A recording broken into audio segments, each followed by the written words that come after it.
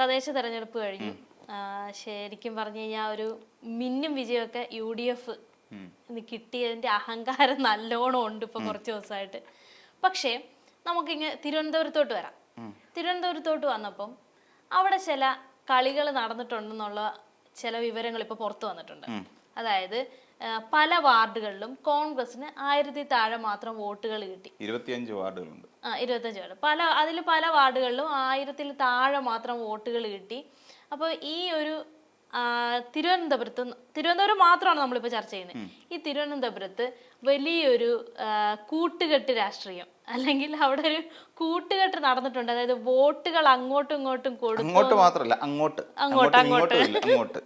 അങ്ങോട്ട് കൊടുത്തു എന്നുള്ള ഒരു വാസ്തവത്തിലുള്ള ശരിക്കും പറഞ്ഞ വിവരം ഇപ്പൊ പുറത്തു വന്നിട്ടുണ്ട്. സത്യം പറഞ്ഞാൽ ചുമ്മാ ഒരു തട്ടിക്കൂട്ട് സംഭവമല്ല, സത്യമായിട്ട് വാസ്തവമായിട്ടും അങ്ങനെ ഒരു വോട്ട് ചോർച്ച അവിടെ നടന്നിട്ടുണ്ട്, അല്ലെങ്കിൽ വോട്ട് കൈമാറ്റം അവിടെ നടന്നിട്ടുണ്ട്. തീർച്ചയായിട്ടും. കാരണം തിരുവനന്തപുരം എന്ന് പറയുന്ന മണ്ഡലം, അല്ലെങ്കിൽ തിരുവനന്തപുരം എന്ന് പറയുന്ന കോർപ്പറേഷൻ പിടിക്കേണ്ടത് BJPയുടെ ഒരു പ്രസ്റ്റീജ് ആവശ്യമാണ്. എന്തുകൊണ്ടാണെന്ന് ചോദിച്ചാൽ, BJP എന്ന് ഞാൻ പറയുന്നത് ദേശീയ തലത്തിലുള്ള BJPയുടെ ഉൾപ്പെടെയാണ് ഞാൻ പറയുന്നത്. എന്തുകൊണ്ടാണെന്ന് ചോദിച്ചു കഴിഞ്ഞാൽ, ഇപ്പോൾ BJPയെ നയിക്കുന്നത് രാജീവ് ചന്ദ്രശേഖറാണ്. രാജീവ് ചന്ദ്രശേഖർ ആരാണെന്ന് ചോദിച്ചാൽ, BPL എന്ന് പറയുന്നൊരു കമ്പനിയും ജൂപ്പിറ്റർ ക്യാപിറ്റൽ എന്ന് പറയുന്നൊരു പ്രൈവറ്റ് ലിമിറ്റഡ് എന്ന് പറയുന്ന ജൂപ്പിറ്റർ ക്യാപിറ്റൽ ഇന്ത്യ ലിമിറ്റഡ് എന്ന് പറയുന്ന കമ്പനിയും ഉൾപ്പെടെയുള്ള ഒരു വലിയ കോർപ്പറേറ്റുകാരനാണ് ഈ രാജീവ് ചന്ദ്രശേഖർ. എന്നാൽ അവിടെ രാജീവ് ചന്ദ്രശേഖർ മാത്രമേ ഉള്ളൂ രാജ്യത്ത് നമ്മുടെ ഇവിടെ ഇതുമായി ബന്ധപ്പെട്ട്, അതായത് ബിസിനസ്സുമായി ബന്ധപ്പെട്ടുള്ള ഒരു BJP നേതാവ് എന്നുള്ളത് നമുക്ക് കാണാൻ കഴിയുന്നത് അല്ല. ഇപ്പോൾ നമ്മൾ നോക്കിക്കഴിഞ്ഞാൽ വിഴിഞ്ഞം പോർട്ട് ആർറയിലായിരിക്കുന്നത് അദാനി, തിരുവനന്തപുരം എയർപോർട്ട് ആർറയിലായിരിക്കുന്നത് അദാനിയുടെ കയ്യിലാണ്. അപ്പോൾ തിരുവനന്തപുരത്തെ 2 പ്രധാനപ്പെട്ട കേന്ദ്രങ്ങൾ അദാനി എന്ന് പറയുന്ന BJPയുടെ, അതായത് നരേന്ദ്രമോദിയുടെയും അമിത്ഷായുടെയും ഒക്കെ ഏറ്റവും എടുത്ത ഫ്രണ്ടിന്റെ കയ്യിലാണ് ഇരിക്കുന്നത്. ഈ പറയുന്ന അദാനി എയർപോർട്ടും അദാനി പോർട്ടും വിഴിഞ്ഞം പോർട്ടും. ഒറ്റ നോട്ടത്തിൽ പറഞ്ഞു കഴിഞ്ഞാൽ അവിടെ സ്റ്റിക്ക് ഓൺ ചെയ്യേണ്ടത് BJPയുടെ ആവശ്യമായിരുന്നു. അതിനു വേണ്ടിയിട്ട് കോൺഗ്രസുമായി കൂട്ടുകെട്ടുണ്ടാക്കി. അതിന് കൃത്യമായി ഞാൻ ചോദിക്കട്ടെ, ഇവര് തുടക്കം മുതൽ തന്നെ BJP പറഞ്ഞുകൊണ്ടിരുന്നത് എന്താ? 45 ദിവസത്തിനുള്ളിൽ, അതായത് BJPക്ക് അധികാരം കിട്ടി 45 ദിവസത്തിനുള്ളിൽ പ്രധാനമന്ത്രി നരേന്ദ്രമോദി തിരുവനന്തപുരത്തേക്ക് വരും. തിരുവനന്തപുരം മാത്രമേ ഉണ്ടായിരുന്നുള്ളൂ കോർപ്പറേഷനായിട്ട്. കോഴിക്കോട് കോർപ്പറേഷൻ ഉണ്ടായിരുന്നു. നരേന്ദ്രമോദി വന്ന് പ്രസംഗിച്ചിട്ട് പോയ തൃശ്ശൂർ കോർപ്പറേഷൻ ഉണ്ടായിരുന്നു. എന്തുകൊണ്ടാണ് ഇവിടെ എങ്ങും വരാതിരുന്നത്? തൃശ്ശൂർ സുരേഷ് ഗോപി എന്ന് പറയുന്ന ഒരു കേന്ദ്രമന്ത്രിയുടെ ലോക്സഭാ മണ്ഡലം കൂടിയാണ്.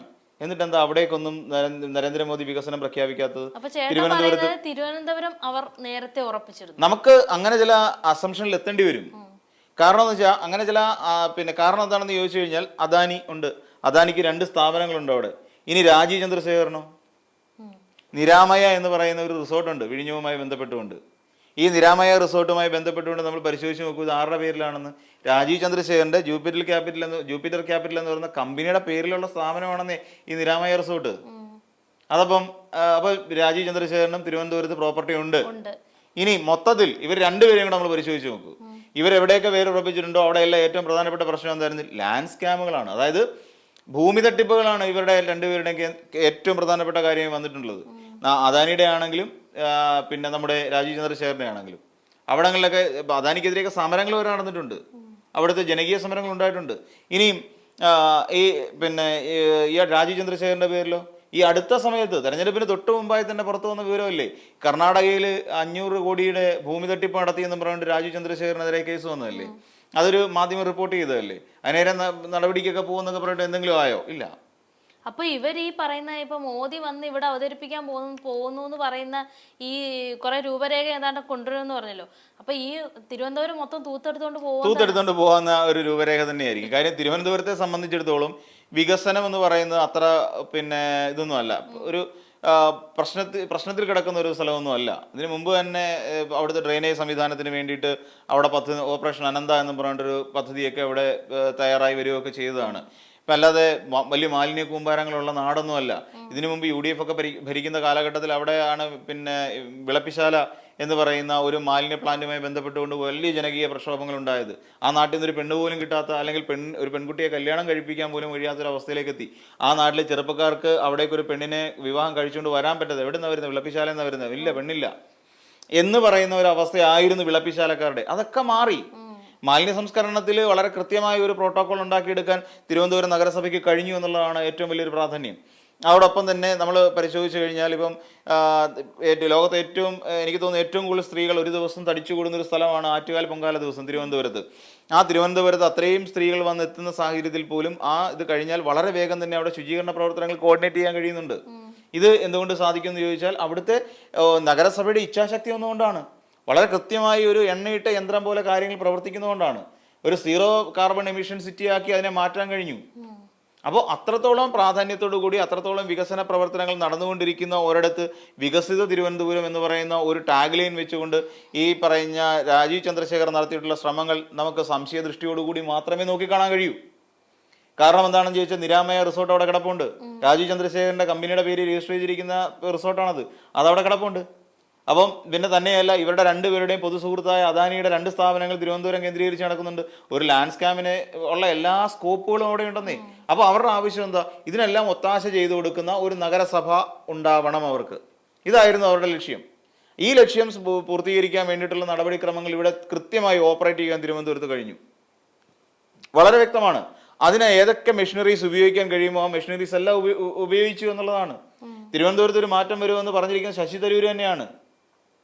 കോൺഗ്രസിന്റെ തിരുവനന്തപുരത്തെ MP ആണ്. ആ MP അവിടെ വിജയിച്ചതിന്റെ പുറത്ത് ഇനിയും വലിയ മാറ്റങ്ങളൊക്കെ ഉണ്ടാകാൻ പോകുന്നു. അവരെ അഭിനന്ദിക്കുകയും ചെയ്തു ശശി തരൂര്. അല്ലേ? ശശി തരൂരിന് എന്തിന്റെ കേടായിരുന്നു അത്? എന്തിന്റെ കേടായിരുന്നു? കണക്ട് ചെയ്ത് വായിക്കണം. വായിച്ചാലേ തിരുവനന്തപുരം നേരിടാൻ പോകുന്ന ഒരു വലിയ വിപത്തിനെ കുറിച്ച് നമുക്കുള്ള സൂചനകൾ ലഭിക്കുകയുള്ളൂ.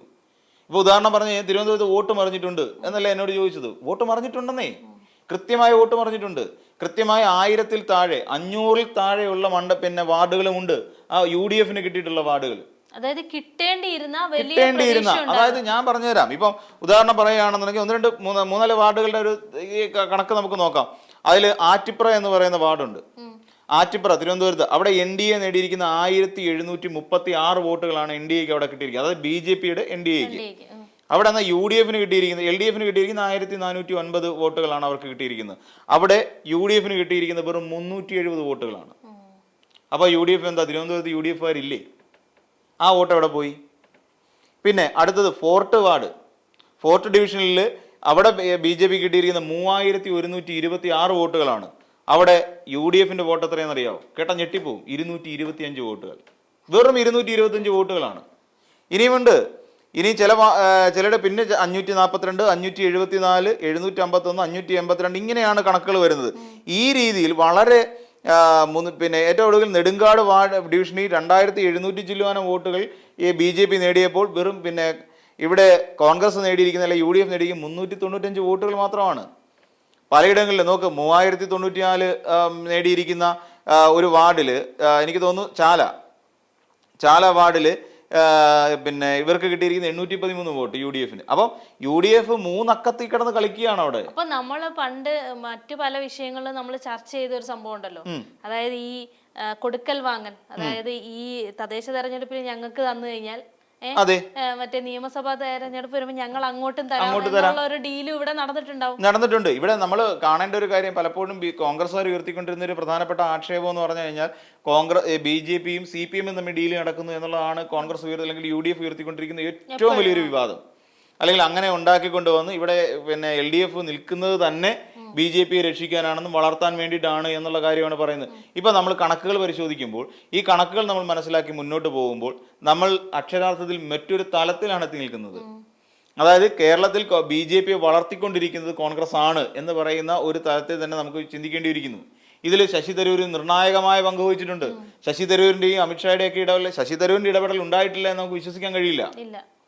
അല്ലേ? നമ്മളൊന്ന് ആലോചിച്ച് നോക്കൂ. അവിടെ നമ്മൾ തിരുവനന്തപുരത്തെ സംബന്ധിച്ചിടത്തോളം അതിശയോക്തി ഒന്നും ഇല്ലാതെ തന്നെ നമുക്ക് മനസ്സിലാക്കാൻ കഴിയുന്ന കാര്യമുള്ളൂ. ഇപ്പം തിരുവനന്തപുരത്തെ സംബന്ധിച്ച് നിയമം എന്ന് പറയുന്ന നിയോജക മണ്ഡലം ആദ്യമായിട്ട് നഷ്ടപ്പെടുന്ന UDF കാരണമാണ്. പിന്നീട് ഒരിക്കൽ പോലും അവിടെ UDF മേൽക്കൈ നേടാൻ കഴിഞ്ഞിട്ടില്ല. 3-ാം സ്ഥാനത്തേക്ക് പിന്തള്ളപ്പെട്ടു പോയ ഒരു അവസ്ഥയാണ് ഉണ്ടായത്. വട്ടിയൂർക്കാവ് അവിടെ എന്താ സംഭവിക്കുന്നത്? അവിടെയും ഇത് തന്നെയല്ലേ സംഭവിക്കുന്നത്. വട്ടിയൂർക്കാവിൽ ഇപ്പൊ 3-ാം സ്ഥാനത്തേക്ക് UDF പോകുന്ന അവസ്ഥയാ. അപ്പോൾ UDF ചെയ്യുന്നത്, ഞാൻ നേരത്തെ പണ്ട് പറഞ്ഞിട്ടല്ലേ, മറ്റേ അച്ഛന് ജയിക്കാൻ വേണ്ടി സ്വന്തം അച്ഛന്റെ ജരാനിരകൾ ഏറ്റുവാങ്ങിയ മകന്റെ ജന്മം എന്ന് നമ്മൾ പറഞ്ഞ പോലെയാണ് ശരിക്കും തിരുവനന്തപുരത്തെ കോൺഗ്രസിന്റെ അവസ്ഥ. സ്വയമേവ പിന്നെ തോറ്റുകൊടുത്തുകൊണ്ട് BJP അവിടെ ജയിപ്പിക്കാൻ ശ്രമിക്കുകയാണ്. 25 വാർഡുകൾ മറിഞ്ഞപ്പോൾ ഒന്ന് ആലോചിച്ച് നോക്കൂ എന്താണ് അവസ്ഥയെന്ന്. അവിടെ പലയിടത്തും LDFന്റെ കൃത്യമായ വോട്ടുകൾ വീണിട്ടുണ്ട്. അങ്ങനെ കോൺഗ്രസിനും UDFനും കൃത്യമായ വോട്ട് കിട്ടിയിരുന്നെങ്കിൽ ഈ പറയുന്ന 25 വാർഡിലും ജയിക്കേണ്ടിയിരുന്നത് ഇടതുപക്ഷമാണ്. അപ്പൊ പലപ്പോഴും പലരും പറഞ്ഞിട്ടുണ്ട് ഇതൊരു പൊതു ശത്രു, UDFന്റെയും BJPയുടെയും പൊതു ശത്രു എന്നുള്ള നിലയിലാണ് പലപ്പോഴും LDFനെ കണ്ടത്.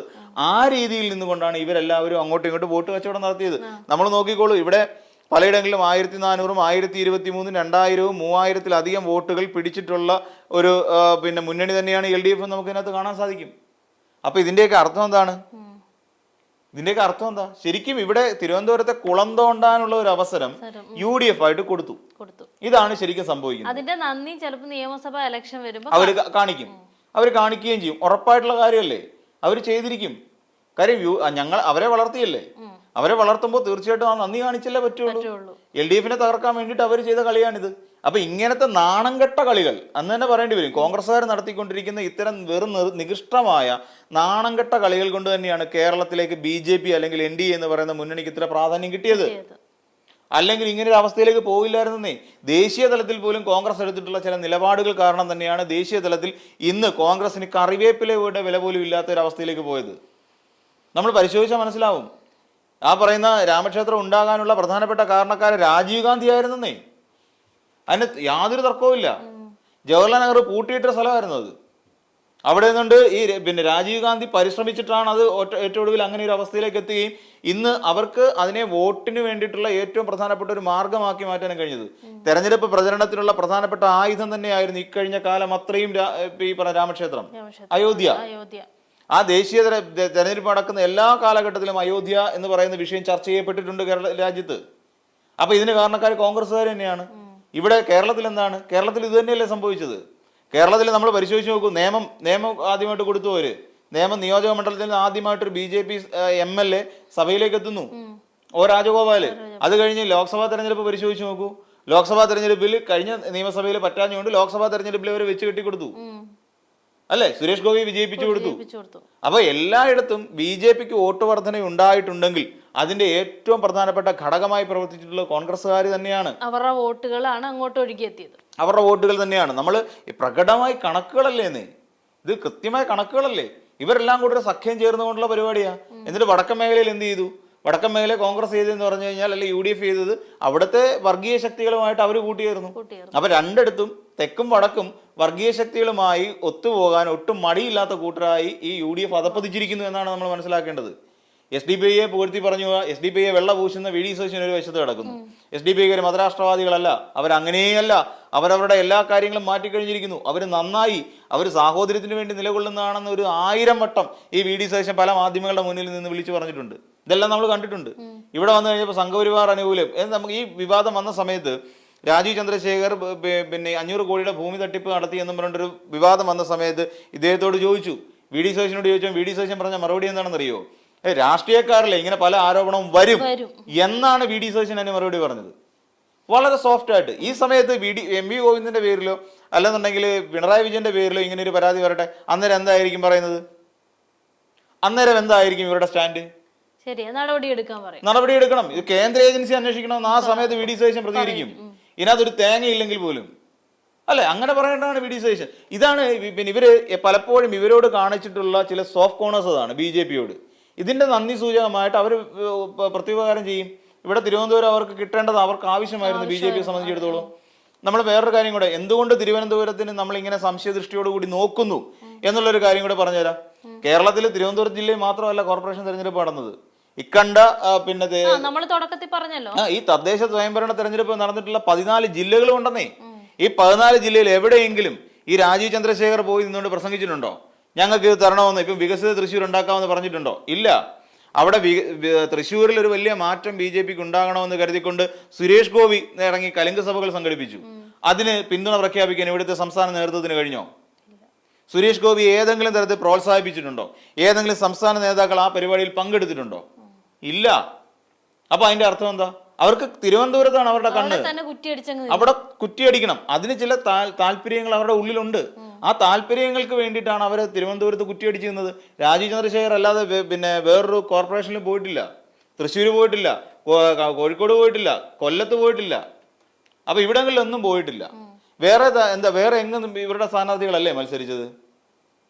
അവിടെ ഒരു വിവാദ വിഷയം ഉണ്ടായ സമയത്ത് MS കുമാർ അവിടുത്തെ സഹകരണ സംഘങ്ങളുമായി ബന്ധപ്പെട്ടുകൊണ്ടുള്ള തട്ടിപ്പിനെ കുറിച്ച് ഫേസ്ബുക്കിൽ തുറന്നെഴുതാൻ പോയ സമയത്ത് ഈ രാജീവ് ചന്ദ്രശേഖർ അവിടെ പോയി പുള്ളിയെ അനുനയിപ്പിച്ചു, പുറത്തു വിടരുത്. എന്നിട്ട് മാധ്യമങ്ങൾ ചോദിച്ചാൽ പറഞ്ഞു ഞാൻ എല്ലായിടത്തും പോകുന്നുണ്ടെന്ന് പറഞ്ഞു. എന്നിട്ട് എവിടെയെങ്കിലും ഒരിടത്ത് രാജീവ് ചന്ദ്രശേഖരനെ കണ്ടോ? ഇല്ല.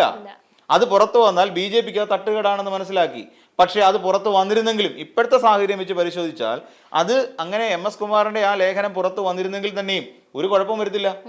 കാര്യം എന്താ? BJP വോട്ടുകൾ കൃത്യമായി പെട്ടിയിൽ വീഴുന്നതിനോടൊപ്പം തന്നെ കോൺഗ്രസിന്റെ ഒരു വലിയ വിഭാഗം വോട്ടുകൾ, പകുതിയിലധികം വോട്ടുകൾ നേരെ BJPയിലേക്ക് കുടിയേറി.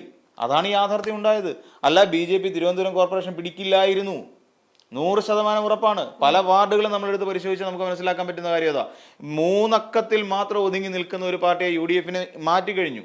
പിന്നെ കോൺഗ്രസ് ഇങ്ങനെ ഒരു കളിക്ക് നിന്നത് വേണമെങ്കിൽ നമുക്ക് അങ്ങനെയും ചിന്തിക്കാം. അവിടെ ആർക്കായിരുന്നു തെരഞ്ഞെടുപ്പിന്റെ ചാർജ് ഉണ്ടായിരുന്നത്? തെരഞ്ഞെടുപ്പിന്റെ ചാർജ് ഉണ്ടായിരുന്നത് K മുരളീധരനായിരുന്നേ. K മുരളീധരൻ പിന്നെ ഇൻ കേസ് വട്ടിയൂർക്കാവിൽ മത്സരിക്കാൻ വേണ്ടി തയ്യാറെടുക്കുന്ന ഒരാളാണ് K മുരളീധരൻ. വട്ടിയൂർക്കാവ് നിയമസഭാ മണ്ഡലത്തിൽ അദ്ദേഹം മൽസരിക്കാൻ തയ്യാറെടുക്കുന്നു.